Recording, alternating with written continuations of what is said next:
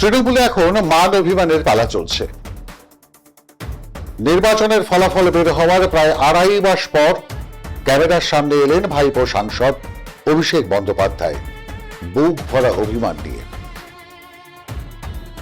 আমি ত্রুতি ভট্টাচার্য, রাষ্ট্রিক্সে আপনাদের স্বাগত। অভিমানী তৃণমূলের যুবরাজ জানিয়ে দিয়েছেন সবাই যদি ঘরে ফেরে তিনি নাকি পদত্যাগেও রাজি। উল্টো দিকে যুবরাজের পিসি আগের দিনই জানিয়ে দিয়েছিলেন বাঘের মতো লড়ছেন অভিষেক, সেজন্যই নাকি তার সব অপরাধ ক্ষমা। তারা একটু শিক্ষা নিন, অভিষেক অনেক খারাপ আপনাদের কাছে, বাহানা হয়ে গেছে ওটা।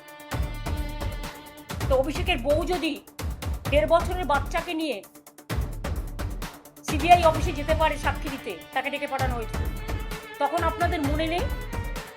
আজকে আমি যখন ফেসবুক করছি সেদিনও ডেকে পাঠানো হয়েছে, 25টা 30টা কেস দেওয়া হয়েছে।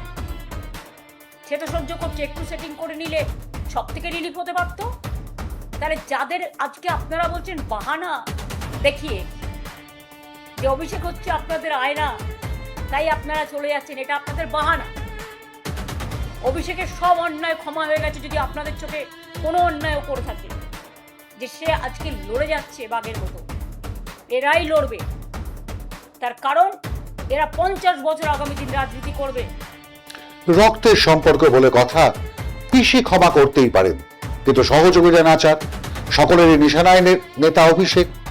একদিন যার বিরুদ্ধে মুখ খুলতে ভয় পেতেন তৃণমূলের উপর থেকে নিচের তলার পর্যন্ত কর্মীরা, সরকার বদলাতেই সুরও বদলেছে।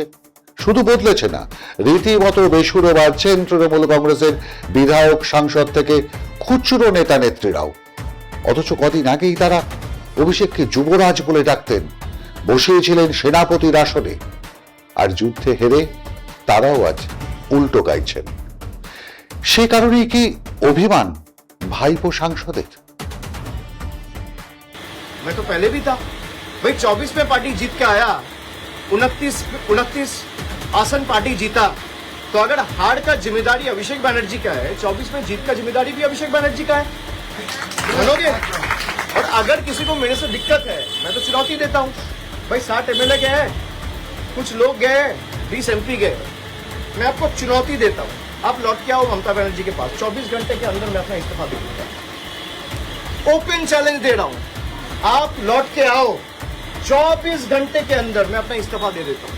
কিন্তু গলার স্বরে তো বিনয়ের চিহ্ন মাত্র নেই, বানো লেশ মাত্র অপরাধ বোধ নেই। তাহলে কি স্যার টোপ দিতেই এমন বিবৃতি? কারণ অভিষেক জানেন 2012 সাল থেকে একটা ভাম বিড়ালের গায়ে ডোরা কেটে বাঘ বলে বাজারে চালানো হচ্ছিল, যে দলটাকে আজ 68 জন বিদ্রোহী বিধায়ক ও 20 জন সাংসদ ডাকেন পিসি ভাইপো এন্টারপ্রাইজ বলে।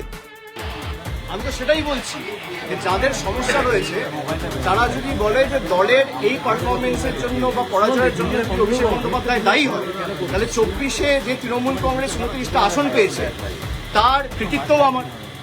যদি ডিসক্রেডিট আমার হয়, হারে, তাহলে জেতার সময় ক্রেডিটও আমার।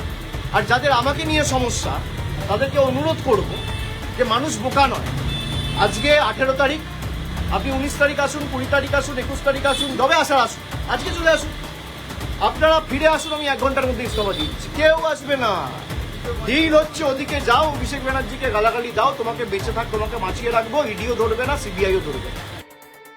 রাজীব বন্দ্যোপাধ্যায়ের মতো প্রাক্তন করে দেওয়া মন্ত্রীও মুখ খুলেছেন, জানিয়ে দিয়েছেন প্লিজ আর বাঘের বাচ্চা বানাবেন না ভাইপোকে।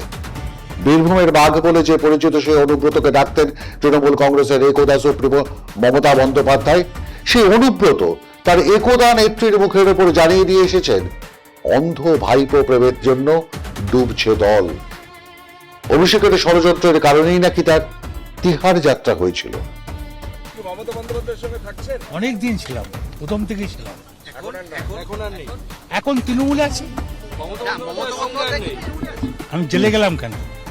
চলুন, কি জন্য জেলে গেলাম? কি জন্য জেলে গেলাম? কার জন্য গেলাম? অভিষেক ব্যানার্জি ফোন করেছিল, ছিলেন 4 বার ফোন করেছিল ইলেকশনে হারার পর। আলাম চোখে দেখো না কানে দেখো তুমি। অথচ ভোটের আগে যে কল্যাণ বন্দ্যোপাধ্যায় অভিষেক বিরোধী শিবিরে ছিলেন, মন্দ বাক্য কম বলেননি ভাইপো রাজের বিরুদ্ধে সেই কল্যাণ দলনেত্রী মমতার হাত না ছাড়ার কথা জানিয়ে ফের একবার অভিষেক বিরোধী অবস্থানে জানিয়ে দিয়েছেন বিদ্রোহীরা ফিরলে তিনি কিন্তু দল ছাড়বেন, নিজেই পদত্যাগ করবেন দলের সমস্ত পদ থেকে। কিন্তু এ কোন অবস্থান? কল্যাণ তৃণমূলে আছেন, আবার কালীঘাট তৃণমূলের নেতা অভিষেকের অবস্থানের বিরোধিতাও করছেন এই আইনজীবী সাংসদ। তাহলে কি কল্যাণ বন্দ্যোপাধ্যায় নিজের ভাইপো বিরোধিতার ইমেজের কারণেই বিদ্রোহীদের পথের কাটা হতে চাইছেন? এখনো সেই ছবিটা স্পষ্ট নয়। শুধু বিধায়ক সাংসদরা নন, দলের 21শে জুলাইও লুট হয়ে গেছে মমতা বন্দ্যোপাধ্যায়ের হাত থেকে। যে 21শে জুলাইকে যুব কংগ্রেস থেকে একসময় হাইজ্যাক করেছিলেন খোদ মমতা বন্দ্যোপাধ্যায়, আর এখন সেই 21শে জুলাইকেই ডেডলাইন ধরে চ্যালেঞ্জ ছুটছেন ভাইপো একই উদ্ধত ভঙ্গিমায়। বলছেন 1 ঘন্টার মধ্যে বিদ্রোহীরা দলে ফিরলেই, 21 তারিখের মধ্যেই বিদ্রোহীরা দলে ফিরলেই 1 ঘন্টার মধ্যে পদত্যাগ করবেন তিনি। প্রশ্ন হলো, হারের দায় নিয়ে তাহলে 4 তারিখেই কেন পদত্যাগ করেননি অভিষেক বন্দ্যোপাধ্যায়? আর যে পদত্যাগের নাটক তিনি করছেন, সে পদত্যাগের নাটক তো একদা তার পিসির কাছ থেকেই শেখা। কেমন লাগলো প্রতিবেদন জানাবেন আমাদের। সঙ্গে থাকুন রাষ্ট্র এক্সের।